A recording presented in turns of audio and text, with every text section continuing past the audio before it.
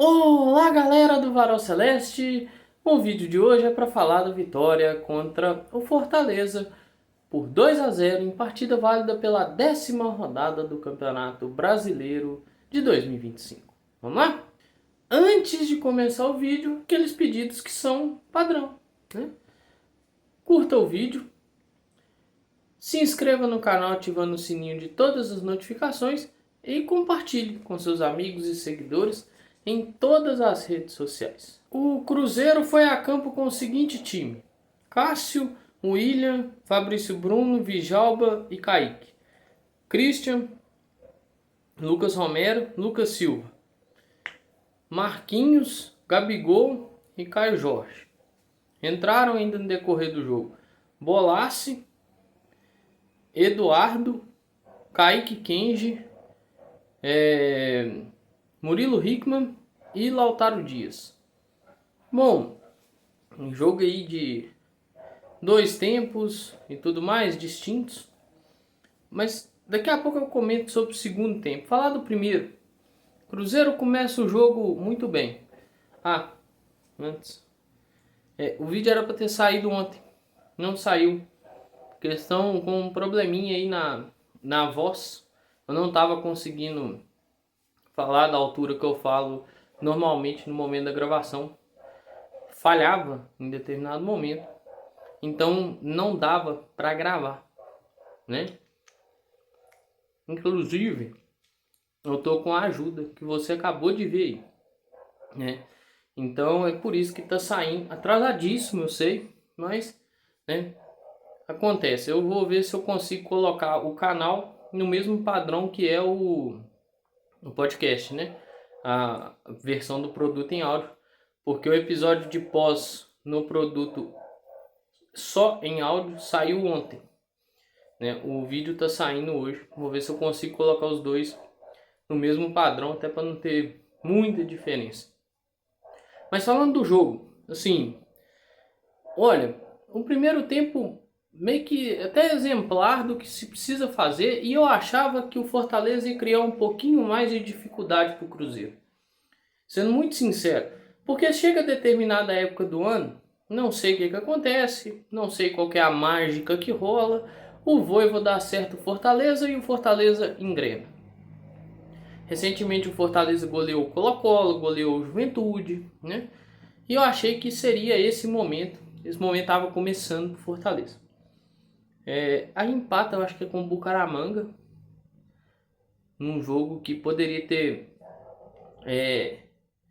arrematado a classificação dele na Libertadores, e aí, consequentemente, poderia vir com um pouco mais de força para nos enfrentar, porque já iria enfrentar o Racing classificado, e empata com o Retrô e é eliminado nos pênaltis na terceira fase da Copa do Brasil.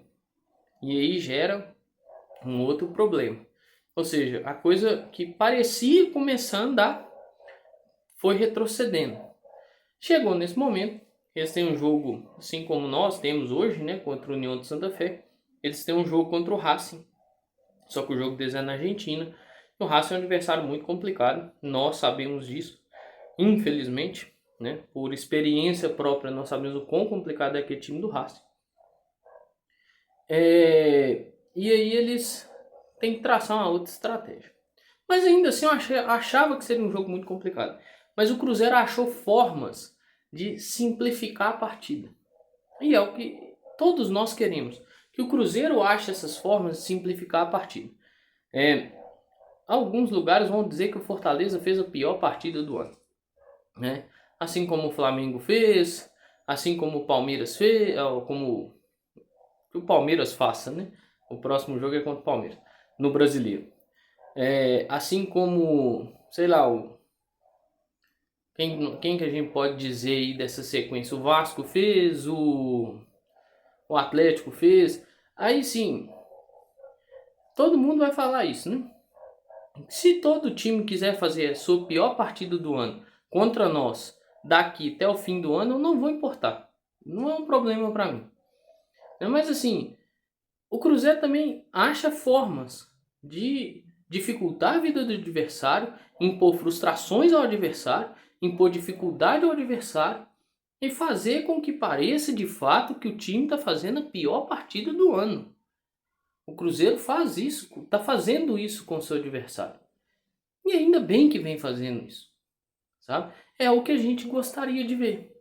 Por isso que a gente senta com gosto para assistir o jogo, né?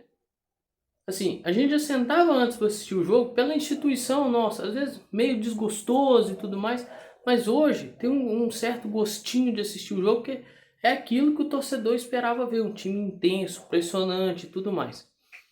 Haja vista o primeiro tempo com o Fortaleza. O tamanho da dificuldade que o Cruzeiro gerou ao Fortaleza. O tamanho do problema que o Cruzeiro gerou para o Fortaleza. Né? E gerou muita frustração. O Fortaleza não conseguia fazer sua saída de bola. Dava chutão, a bola voltava. Tentava fazer o lançamento, era interceptado. Tentava carregar, era empurrado para o lado do campo e, consequentemente, saía. Quando conseguia passar, romper a primeira linha de marcação, a segunda fazia uma abafa. Quando conseguia passar e romper essa segunda, lá atrás os zagueiros, às vezes, né, de forma, como eu posso dizer, na corrida, né, de forma ali no 1 contra 1, conseguiam superar e gerar dificuldade ou até mesmo uma roubada ou erro do atacante. Então, assim, ficou essas situações para o Cruzeiro. E o Cruzeiro soube aproveitar o momento do jogo, né? Cruzeiro, o gol saiu, eu acho que até tarde, depois dos 30. Mas o Cruzeiro já tinha tido chance de abrir o placar muito antes. Com o Christian, deu impedimento, mas é aquela história que eu sempre falo aqui, velho. Falo aqui, falo lá no podcast. Coloca a bola dentro do gol e deixa o VAR decidir a coisa. Mas ele estava adiantado.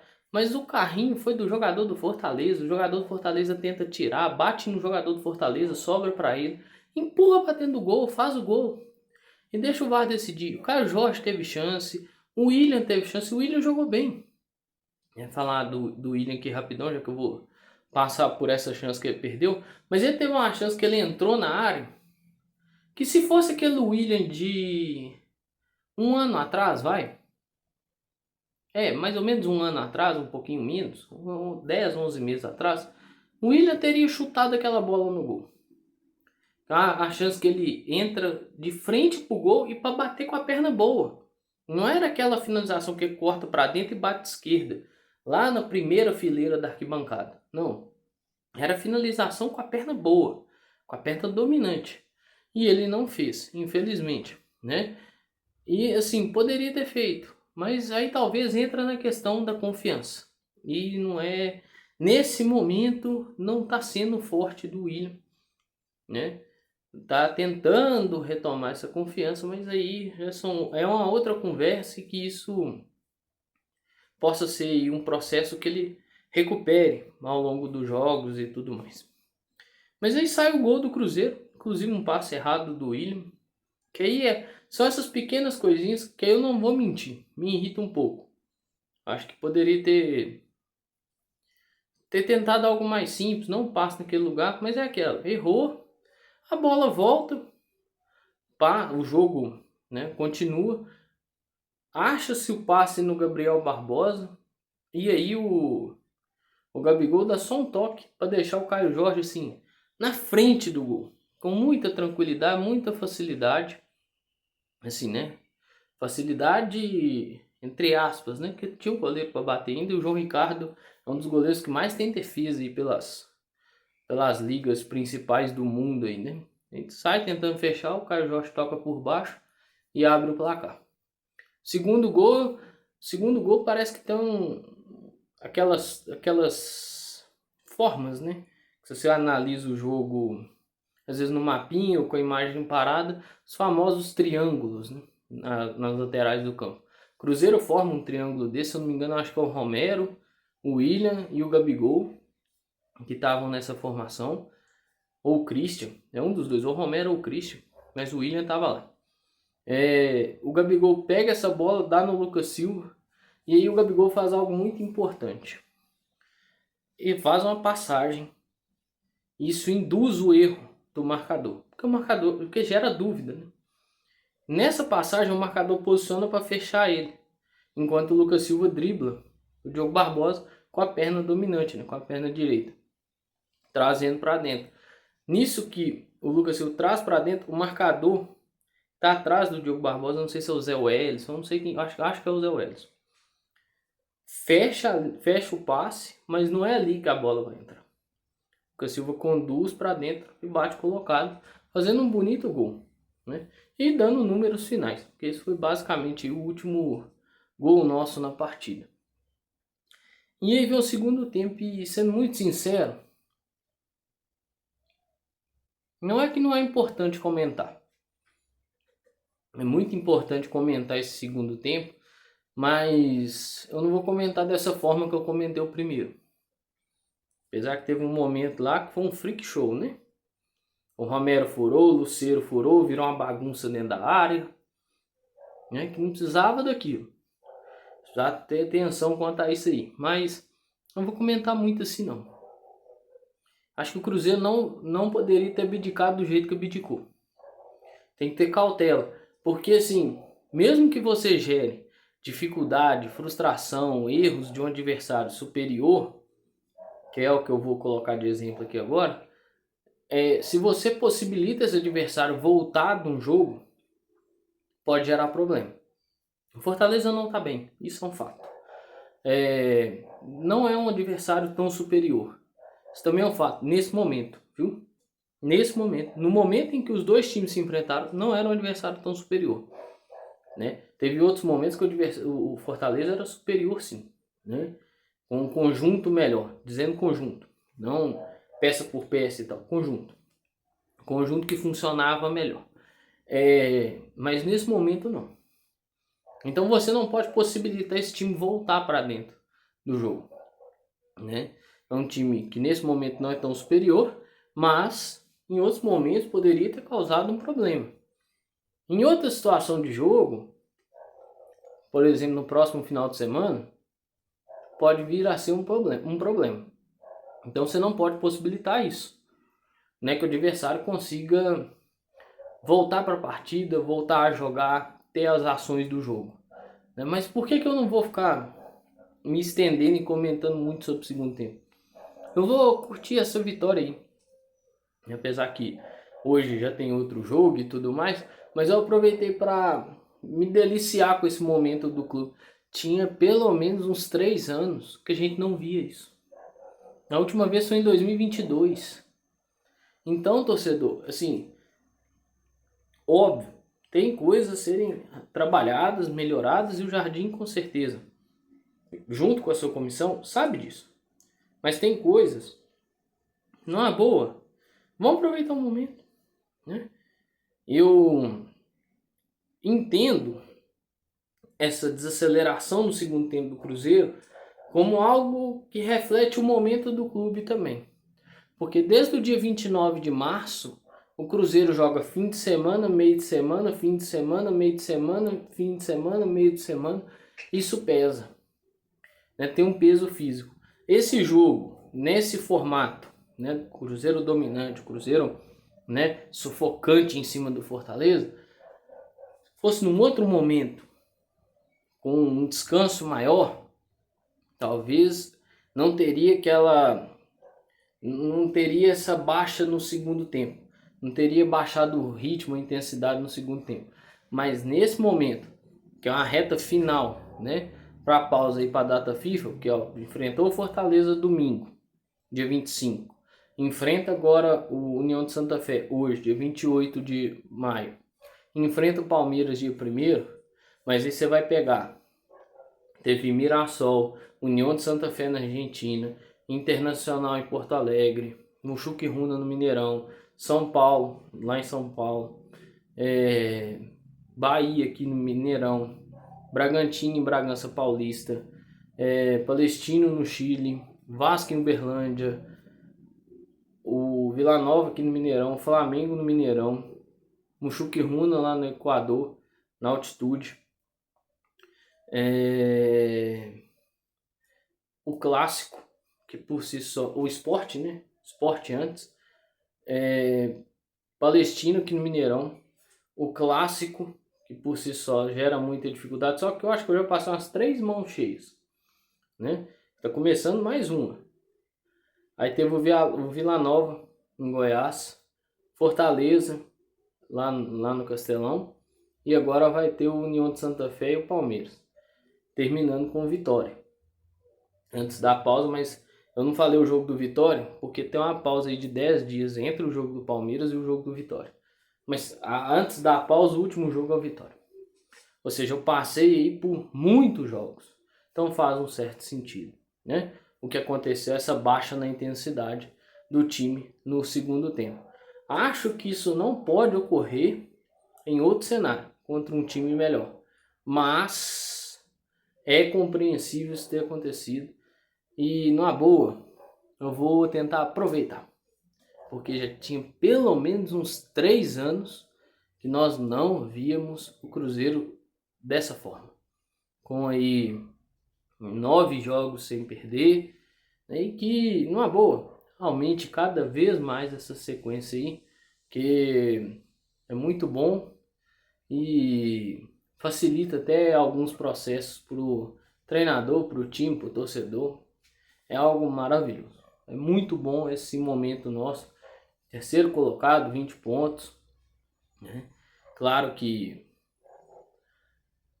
ao meu ver, assim, e aí é uma opinião minha, vamos visar a primeira pontuação de permanência e depois visa outras situações. O discurso feito lá pela comissão, diretoria, jogadores, pode até ser outro. Mas o que eu vou falar aqui, primeiro a meta da permanência e depois nós vamos ver outras metas aí, outras situações do ano, beleza?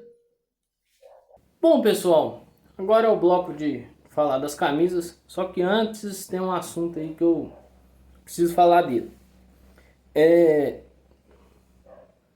coisa rápida. Tem até a ver com o que eu falei no final do último bloco e é meio que uma justificativa do porquê que eu não estou comentando isso agora. O Raul Plasman deu uma entrevista aí falando da questão lá do tempo que passou no Cruzeiro, o tempo que passou no Flamengo, e que no Flamengo é muito diferente as coisas, né? Eu vi isso e eu não vou ter sua opinião sobre isso. Sabe por quê? Numa boa, eu não vou deixar eu me contaminar por isso. Eu vou aproveitar o momento do time. É igual eu falei na finalização do outro bloco. Eu vou aproveitar o momento que o meu time vive. Numa boa. Agora, eu vou só deixar essa opinião aqui que eu acho que essa dá para falar sem precisar tecer muita explicação. Depois eu faço um vídeo sobre essa questão.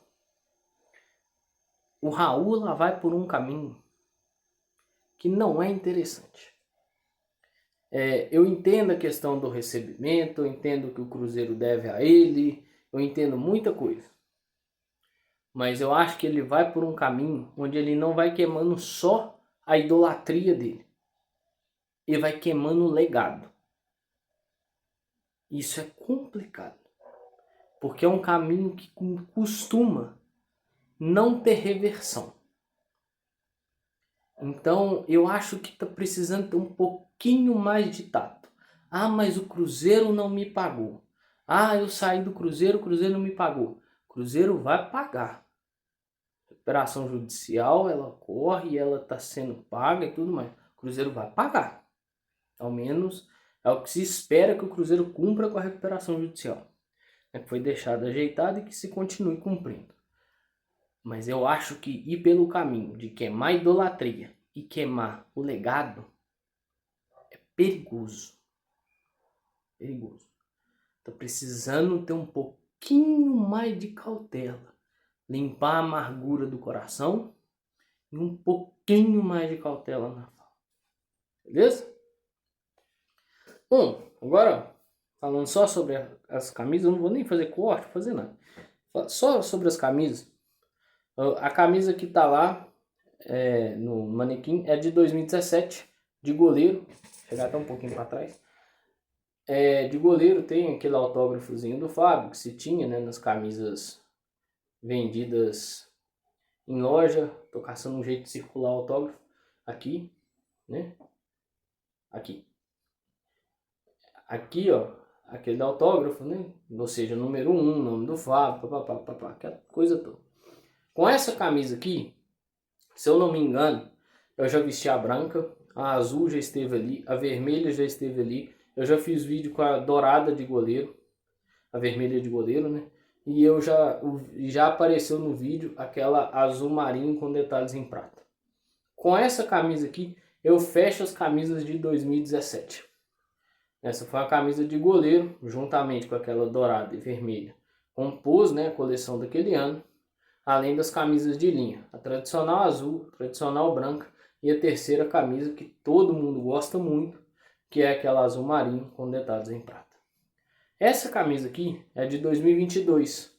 Tem gente que não gosta e tal por causa desses detalhes, né, de meio que uma constelação, uma tentativa de passar uma ideia disso, né?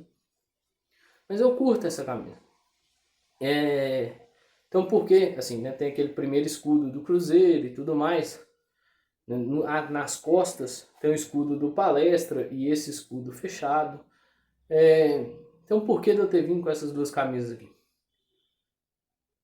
São de momentos bons do clube, assim, né? De momentos, digamos, de um pouquinho mais de esperança para o torcedor e de um paladar um pouco mais doce. 2017 tem a conquista da Copa do Brasil, né? Muito importante, o 5º título. E 2022, eu citei 2022 no vídeo. Quando eu falo das sequências de jogos sem derrota do Cruzeiro. E naquele ano nós tivemos algumas vezes essas sequências, né, que marcou a nossa volta para a Série A com um time que tinha suas limitações técnicas, mas um time que se entregava e se doava muito em campo. Então eu fiz essa composição aqui e trouxe essa camisa de 2022 justamente por causa dessa questão, da questão da doação, da questão do querer, da questão do buscar, da intensidade que aquele time tinha. E trouxe a de 2017 para lembrar um pouco aquela questão de um time de conquista, né? Claro, óbvio que conquistar título nesse momento é muito, talvez um passo muito grande, né? Ainda demanda um pouquinho mais, né? Mas a questão do time como está desempenhando em campo já é algo satisfatório, em vista do que desempenhava, por exemplo, há 3 meses. Não é nem só 3 meses, há 1 mês e pouco atrás, o que esse time desempenhava e o que esse time entrega hoje. Então, trouxe essa lembrança aqui. São camisas que eu adquiri na loja do clube, não tem muito o que eu falar, explicar de onde veio e tudo mais. Vou colocar arroba de loja aqui, igual eu fiz com a Nostalzeiro, Memórias do Esporte, camisa Fã Clube e tudo mais. Não tem um porquê de eu fazer isso, né? Na loja do clube, todo mundo sabe, ou a loja física, né, no ponto que tiver shopping, lá no Barro Preto ou demais locais, ou no site, na internet, né? Mas a composição, principalmente essa de 2022, remete a essa lembrança da vontade, do querer, né, do honrar o que está vestindo, do entender aonde está, né? E ao menos isso, as entrevistas dos jogadores, principalmente a entrevista do Lucas Silva, passa esse entendimento. Bom, pessoal, com um barulho incrível de fundo, ao menos nesse comecinho aí chato, um barulhinho chato, eu vou encerrando o vídeo por aqui. Hoje ainda tem Cruzeiro contra o União de Santa Fé, 9h30 da noite, e é o jogo dos eliminados para dar tchau à Copa Sul-Americana de 2025. Eu agradeço a você que ficou comigo até aqui nesse vídeo. Caso não tenha deixado seu like, considere deixá-lo. Caso não se inscreveu no canal, se inscreva e ative o sininho de todas as notificações. Não compartilhou com seus amigos e seguidores nas redes sociais? Peço que, por favor, compartilhe. Eu agradeço muito, que nós tenhamos uma boa quarta-feira, um excelente jogo com bom resultado e um bom desempenho e um ótimo resto de semana. Muito obrigado a todas e todos e um grande abraço.